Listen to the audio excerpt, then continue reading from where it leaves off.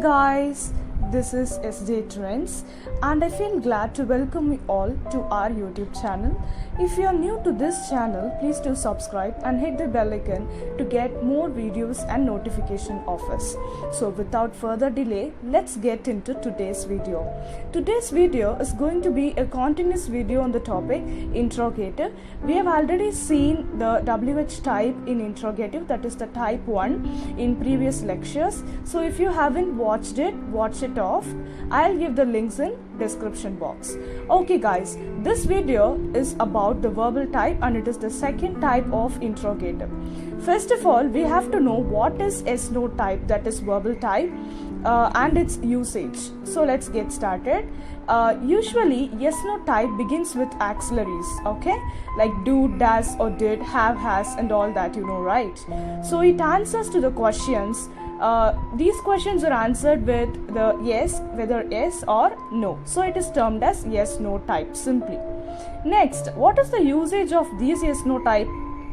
It is used to know answers from others or to get opinions or to know whether a thought is correct or wrong. We can use these sentences in a simple manner.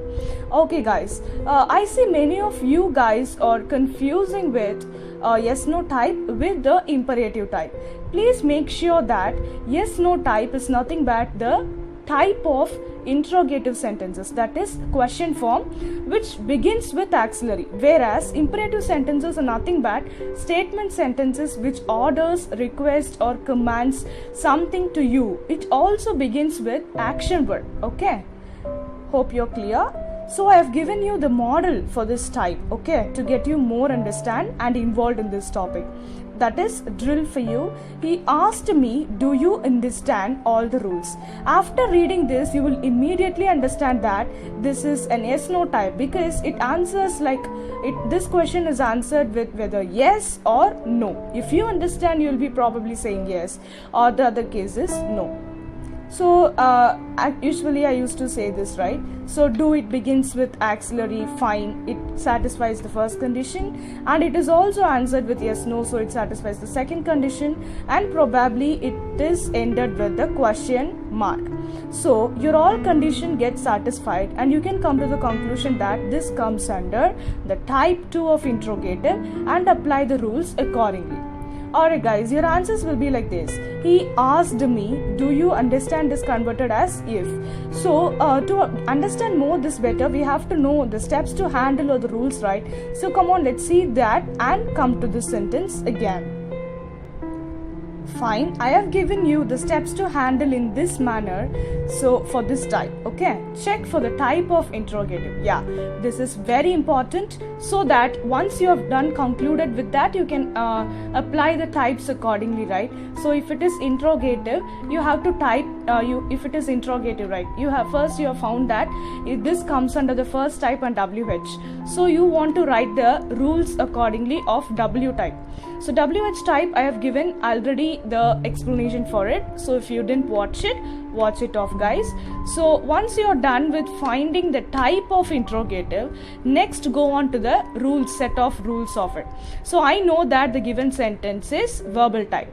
So let's go on to the rules of verbal. Conjunction for yes/no type is if or whether. You can use if mostly, but you can also use whether if you want. And normally as we do tense changes and remove the quotation marks and question mark after. Once you have done with all these things, check for errors. So mostly whenever you do grammar part in English, it is very important and necessary to check for errors because we do a lot of conversions similar to math. So it is probably easier and also very important to check for errors once you complete any grammatical part. It is applicable for all questions and types. Alright guys, now let's get into the instances.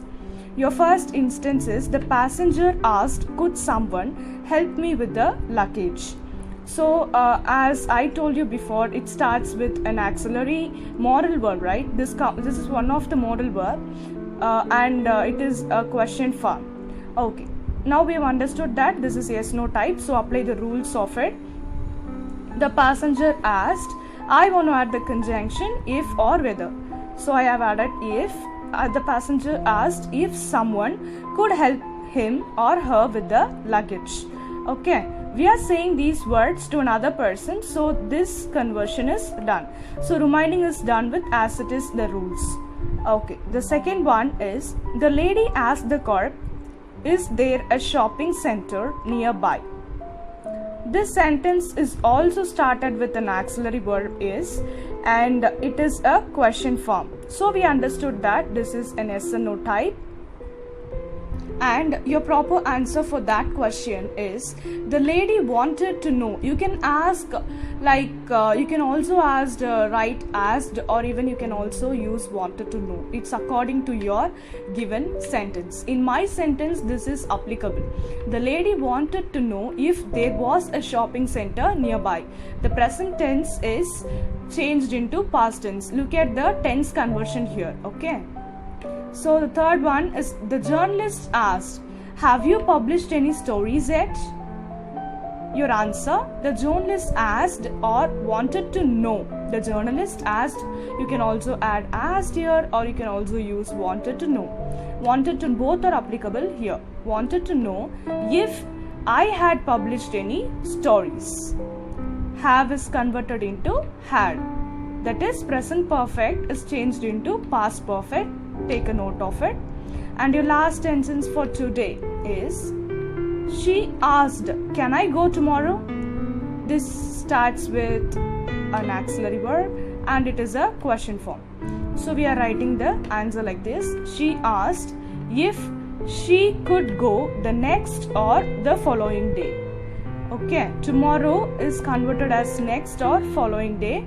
So I think you know all these conversions, like now is converted to then, and tomorrow the next day, or the previous year is converted into the, all that you know, right? The upcoming year or the following year, all these conversions also you want to glance it to understand this step. Alright guys, today's video is over with this sentence, and let me see you in the next session with exclamatory sentence. See you all, toodles.